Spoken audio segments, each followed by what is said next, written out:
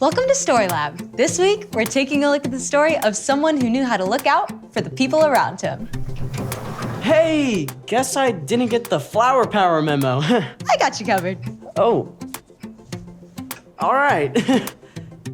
That's great.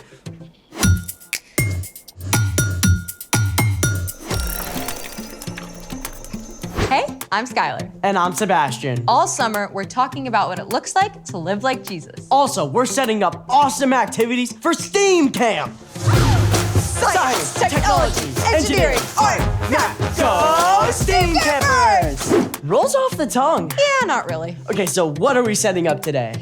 We are gonna go flower power. On it. We can use this fine flour to power some chocolate chip cookies, a cake, or even some scones. Not that kind of flower. Okay. We got sunflowers, mangolds. Closer, but still no. Then how are we flower powering? How about a thermal powered flower? That's a tongue twister. Sure. Let's make it. Today, we're making a thermal powered flower. Step 1, cut out a flower and a leaf using a template like this. You can get a grown-up to help you draw the template or find one online. You wanna know what they call me? The Picasso of arts and crafts. On to step 2. Carefully fold each of your flower petals so they form a fan shape. Like this. All right, step 3. Take a plastic drinking straw and cut it down to 3 inches long. Boom. Then cut down a wooden skewer to 4 inches. Now, I think you'll wanna use these. For sure. You got it. And there it goes. Step 4, take the straw and wrap around clay or Play-Doh around the base so that it can stand upright. For step 5, you'll need one of these little guys. An eye screw. We're gonna tape the eye of the screw to the top of the straw. But don't cover the top of the straw with the tape. On to step 6. Take the little leaf that you cut out and tape it onto the eye screw. Perfect. Step 7, take a very small piece of clay and attach the flower to the flat end of the skewer. Then drop it inside of the straw. The point should hit the table. Perfect. Okay, so now we've got this. Where's the power? Right here. Step 8, get your grown-up to help light the candles and then slide them under the flower creation. Make sure when you do, you avoid putting one directly under the leaf. I'm already seeing a little bit of movement. Whoa!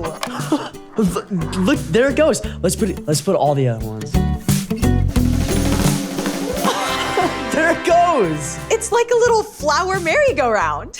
As the candle flames heat up the air around them, the warm air rises. This creates a gentle breeze that catches the petals and causes the flower to spin. You are the wind beneath my wings. Settle down, Bet. I just love how the flames provide such a great boost for the petals. Looking out for their flower friend. Speaking of looking out for others, it's time for The story before the story. Today, we're in the book of Luke. Luke wanted to clearly record the story of Jesus. From the very beginning, when people turned away, God had a plan to rescue us. At the perfect time, God sent Jesus, God's very own son, to live among us as a human. Jesus was born a tiny baby and grew up like an ordinary kid. He became wiser and stronger and more pleasing to God and to others. When Jesus was about 30, he was baptized by his cousin John. God's voice spoke from heaven saying, "You are my son, and I love you. I am very pleased with you." Soon after this, Jesus began traveling and teaching and healing sick people. Which is where our story starts. Take it away. Hey everyone, I'm Padma. Today we're talking about how we can look out for one another, something that we see over and over in the life of Jesus. In Luke, we read about the amazing things Jesus did and the way crowds of people started to follow him everywhere. At first, the religious leaders were simply curious about Jesus, but soon they got worried. Jesus was upsetting the way they had always done things and making surprising claims. Who can forgive sins but God alone? Jesus also spent time with people that the religious leaders avoided. Why does he eat with tax collectors and sinners? Jesus cared more about people's needs than about keeping up a good appearance. In fact, he allowed his disciples to pick and eat grain on the Sabbath, a day of rest. That's against the law! The religious leaders were talking about the special laws that God had given the Israelites when Moses led them out of Egypt. God wanted the people to learn to rest and to take time to connect with God. Remember to keep the Sabbath day holy. Do all your work in 6 days. Over time, the religious leaders got worried about breaking this law. So they began to put more rules around the Sabbath to make sure they didn't work, like dozens more rules. You couldn't travel more than 1/4 of a mile from your house. You couldn't even light a fire or kill a fly. Those extra rules were not from God. Instead of making the Sabbath more restful, it made it more stressful for most people. One Sabbath day, Jesus entered a synagogue and began to teach. In the crowd sat a man with a weak, twisted hand. Right away, the religious leaders went on high alert. Do you think he's going to heal that man, even though it's the Sabbath? Healing definitely counts as work. Jesus knew right away what the leaders were thinking, so he spoke to the man with the twisted hand. Get up and stand in front of everyone. You can imagine, this man was excited and nervous, but he got up and stood there as everyone stared. Then Jesus confronted the religious leaders. What does the law say we should do on the Sabbath day? Should we do good or should we do evil? Should we save life or should we destroy it? Nobody dared answer. So Jesus spoke to the man with the twisted hand. Stretch out your hand. The man reached out. Everyone could see his hand had become completely whole and good as new. Amazing! Am I right? But the religious leaders did not celebrate with the man who had been made whole. Instead, they got super angry.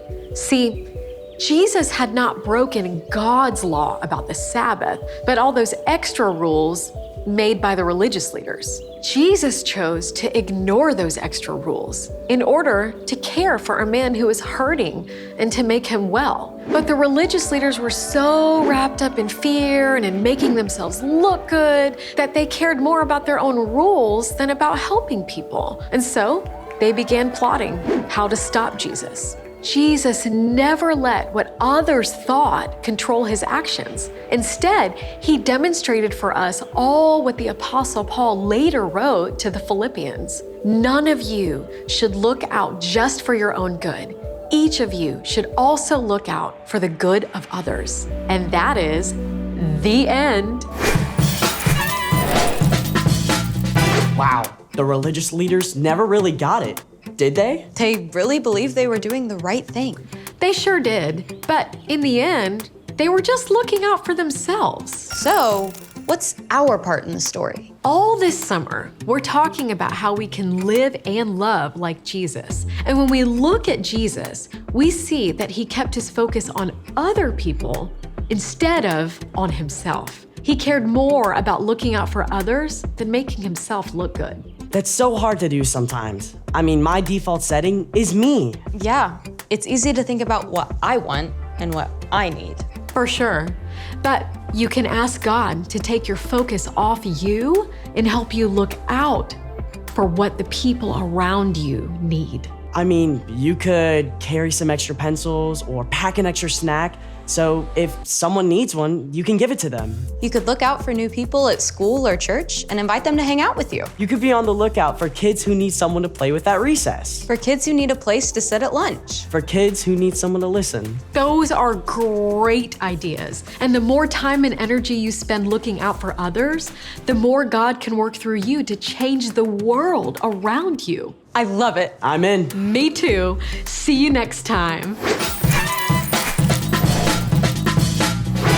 So here's the thing. Look out for one another. Your family. Your friends. Your classmates. Your neighbor. Because then they can say, "You are the wind beneath my..." I'd rather see it than hear. Who doesn't need a little flower power in their day? Thanks for joining us in the Story Lab. See you next time. Think we can make it go faster with a little more candles? Oh, you're on. That's one. There it goes.